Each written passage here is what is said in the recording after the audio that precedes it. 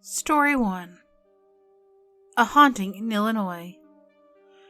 My story starts in the early 1980s, the year I was born actually. My parents and older brother had previously lived in a 2-flat, but with a new baby, they decided they needed more space. House hunting was difficult for them, because money was tight, and they always seemed to get outbid on every property they wanted. When they found this house, they thought it was too good to be true. It was a brick ranch with wood floors throughout, and all of the space our young family would need. There were schools within walking distance, and a couple parks too. They thought there was no way they'd be able to place a successful bid on this one without a fight. It seems the property had been on the market for 7 years. No one had stayed there long. My parents were ecstatic and immediately placed a bid and bought the house. Everything was pretty normal, and no one seemed to notice anything odd. There were little noises that were just the foundation settling, right?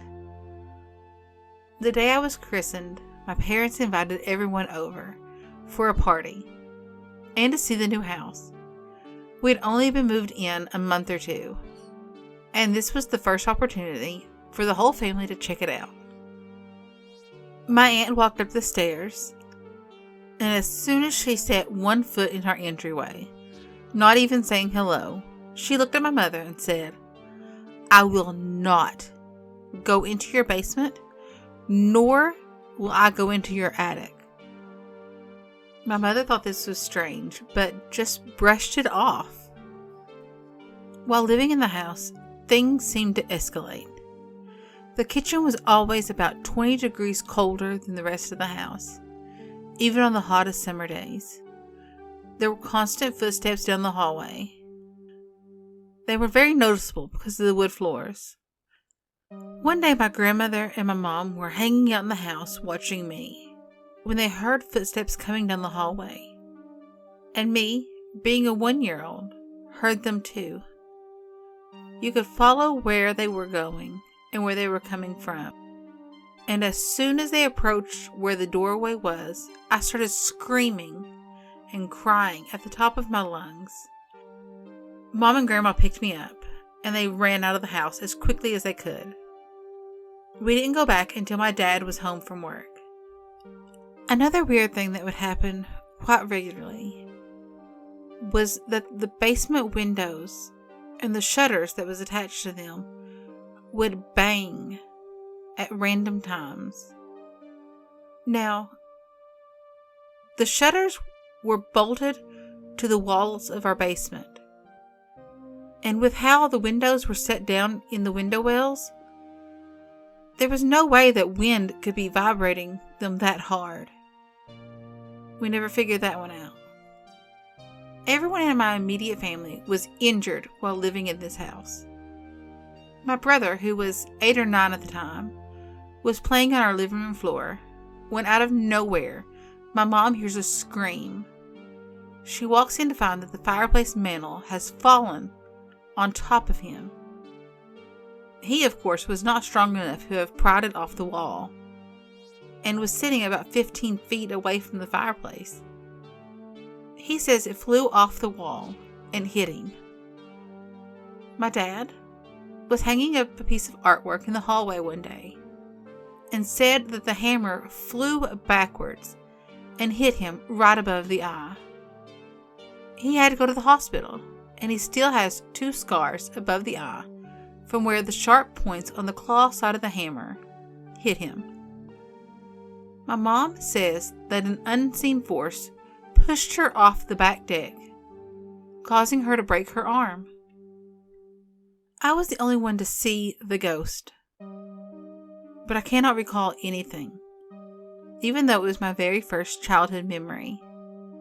I was about 3 at the time, and my dad asked me to go get him a soda from the refrigerator. I remember mundane details like the socks he was wearing and my point of view while I was walking down the hallway. I reached the fridge, grabbed a soda, and turned around to head back to the other room. When I did, I screamed. And that's all. My parents found me laying in the kitchen floor. When they woke me up, I didn't remember what happened. I'm an adult now, and I try to remember, but I still can't. I've thought about going to a hypnotist to try to unlock that memory, but honestly, I'm too afraid. My parents have been in the house for a while now, and they got friendly with the neighbors.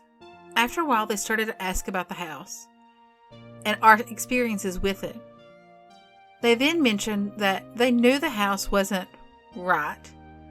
It had been vacant for a long time, and whenever anyone moved in, they wouldn't last too long. They told my parents that an older couple had lived there, and the husband was a salesman who would travel frequently. His wife had some sort of medical ailment and was confined to a wheelchair. One time the husband went out of town, and the wife passed away in the kitchen, and no one knew until the husband came back a couple weeks later. The husband must have known that even after death, his wife stayed in the house, because even though he moved out, he paid for the house to be kept up and the heating and air conditioning to run for the 7 years that the house was vacant. My mom went to a psychic around this time with some of her girlfriends, and they all had a reading. After she was done giving my mom a reading about life and children and jobs, the normal stuff, she said, "I know you didn't come here to find out this, but you really want to know who is in your house." She told my mom to go back into the house and tell the woman that she was welcome to stay if she would just leave us alone. But if she wanted to cause trouble, she would have to leave. After my mother had done this, we never had another experience again. We lived here for a few more years before we moved. I live about 40 minutes away now, but every time I'm in that town and pass by the house, I wonder if that lady's still there. Story 2. The wood mill. About 20 years ago, I was employed by a company that worked out of an old wood mill. I was in security and worked numerous night shifts. There's a ghost that haunts the second floor of the far east wing near the exiting staircase. There are many nights I held the only key to that area. It was secured and alarmed. It was my job to walk the floors and secure the area and leave. After walking the tour, I would sit in the security room on the first floor and get window alarms going off. I would then walk up to that area, and after exiting the elevator, I would see lights on.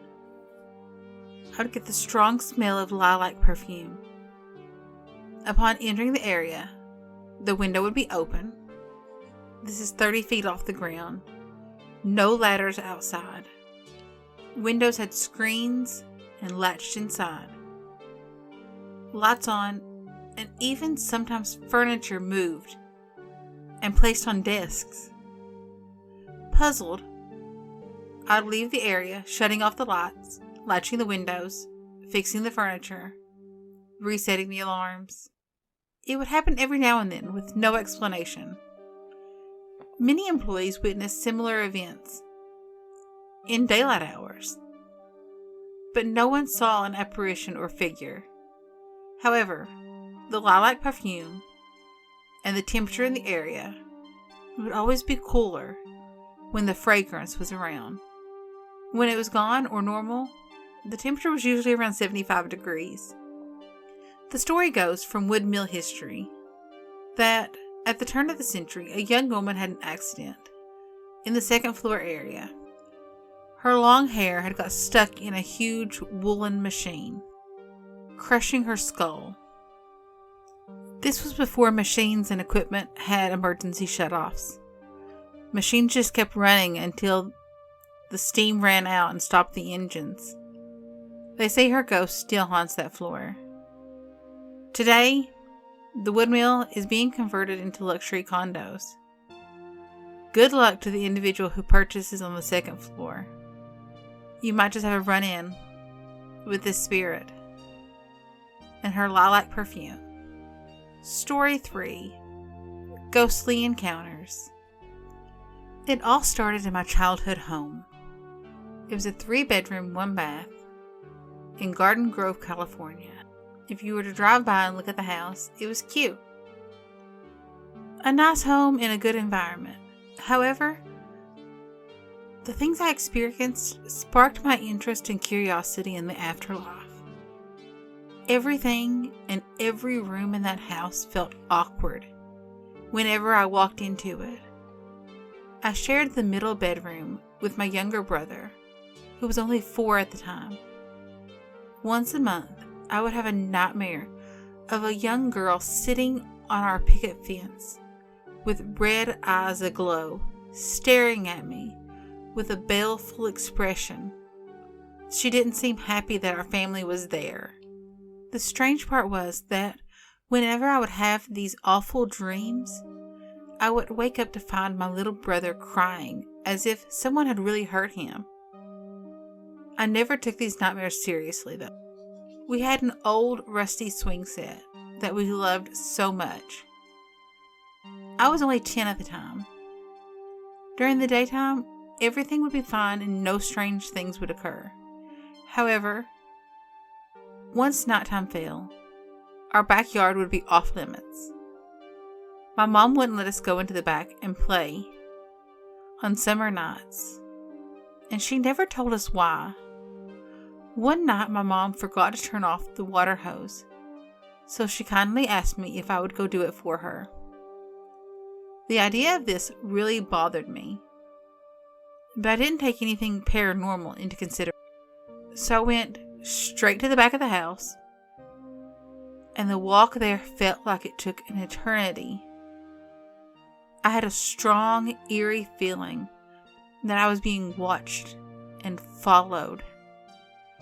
I bent down and turned off the hose, and had a fear so strong that it made me tear up. I ran into the house and I swore I would never do a favor for my mother again if it involved walking into the backyard after dark. Another awkward time was one night my mom was taking a shower. I was watching TV in my room with my little brother. I heard my mom call my name, so I came to see what she wanted. She asked me if I could grab a towel from the cabinet. When I did, I walked up to the door in pure darkness, and I saw a hand, a woman's hand, with pretty red fingernails. I immediately thought it was my mom's hand, but the strange thing was that it was kind of translucent. I mean, you could see right through this person's hand. So, naive as it was, I thought, "Mom?" And instantly handed the towel to her. A split second later, the towel dropped to the ground, and the hand was gone. My mom then opened the door, looked at me, and said, "What are you doing, honey?" And I simply picked up the towel, gave it to her, and said, "Nothing, Mommy, nothing." That experience didn't scare me, but instead it sparked an interest into why. Why was I seeing and feeling these things?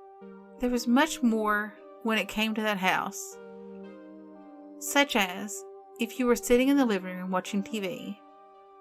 At the corner of your eye, you would see a dark figure walking up to the front door. Immediately you would assume someone was there, so you'd toddle over to the door, and no one would be there. This happened at least once a week, to every single member of the family. I loved that house, but I didn't love being followed or that feeling of being watched. After spending most of my childhood in that house, we moved to another city. This house was quite dramatic. I was 19 by now. I lived in Georgia for 3 years to finish up school. Coming back here, strange activities started happening, especially in my new room. My grandfather had passed away 3 years. My room had been his room. At night, getting home from my boyfriend's house, I would hear the floor creaking. I would assume that someone was walking around, but later find out that no one was there. I remember one night laying in my bed with the lights out and the TV glaring. I fell asleep and woke up to a pair of transparent, veiny legs pointing in my direction. I knew immediately that they must belong to my grandpa. Grandpa was watching over me. That didn't, and it still doesn't, scare me. But there was another presence in this house. A girl, I assume. I came one evening from staying at my boyfriend's house the previous night. I left the door open because I was planning on changing and going to say hi to my parents. While changing, I have a habit of looking at the door to see if anyone would walk by. So I looked a few times, and when I looked the last time, at the right side of my door, I could see this little hand waving frantically at me as if to say hi. So thinking that it must be my teenage cousin Diane, I peered out the door, and to my surprise, I saw Diane coming from the left side of the door, not the right where I saw the hand.